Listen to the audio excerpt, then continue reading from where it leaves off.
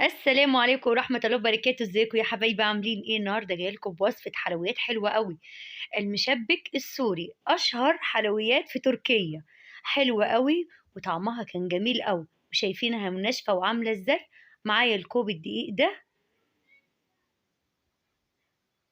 ومعايا كمان كوب دقيق، كوبين 2 دقيق، ومعايا كمان كوب من دقيق السميد البسبوسة. هدمجهم في بعض كده. عاوزة اقول لكم ان عجبت اولادي قوي وعجبتنا، كان طعمها حلو قوي. فطبعا هي بسيطة وسهلة. ومعايا كيس الفانيليا ده،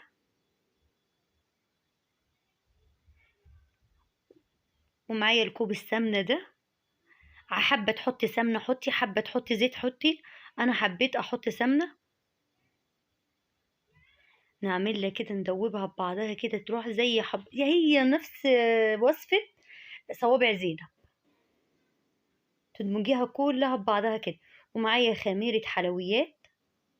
معايا ربع كوباية المية دي هدوب فيها مقدار معلقة شاي. هدوبهم كده. المية بتاعتي هنا مية دافية.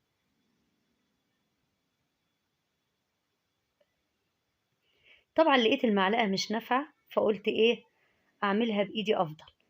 وكمان حطيت كمان شوية مية، هما شوية بساط خالص. كده العجينة بتاعتي معايا خلصت بالطريقة اللي انتوا شايفينها ديت. هنسيبها بس ترتاح شوية. هنا القمع بتاعي ده انا هحطه. العجينة بتاعتي ارتاحت. طبعا حطيت الزيت على البوتاجاز كده، وبعد ما قدح نزلت عليه بالقمع كده، حطيتها في القمع بتاعي وخدت اللون الحلو ده. سهلة خالص وبسيطة، خدت اللون الذهبي الجميل اللي انتوا شايفينه ده. طبعا انا هنا العسل بتاعي جاهز. انا اصلا بعمل العسل على طول عندي واحطه عندي في التلاجة على طول، بيبقى جاهز لاي وقت ما اعمل حلويات يبقى العسل بتاعي جاهز. يعني انا كان هنا عندي العسل السيرب بتاعي جاهز وحطاه في التلاجة. في دوبك طلعته من المجمع.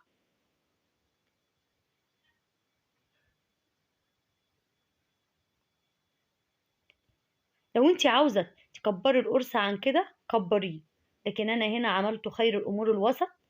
والعسل بتاعه هو كان جاهز. انا بعمله كده على طول السيرب بتاعي واحطه عندي في التلاجة، بيبقى جاهز وقت ما اقول حلويات يبقى حاجتي جاهزة. اول ما تطلعيها صفيها كويس من الزيت وحطها كده العسل. شايفين واخده لون حلو وجميل ازاي؟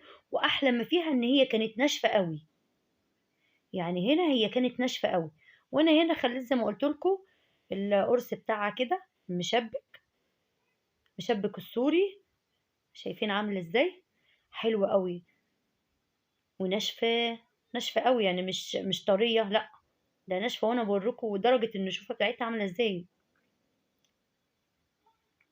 لدرجة ان انا عمالة اخبط عليها بالمعلقة كده ما انكسرتش ولا اي حاجة. شايفين؟ بوريكم ان بتتقطع بصعوبة.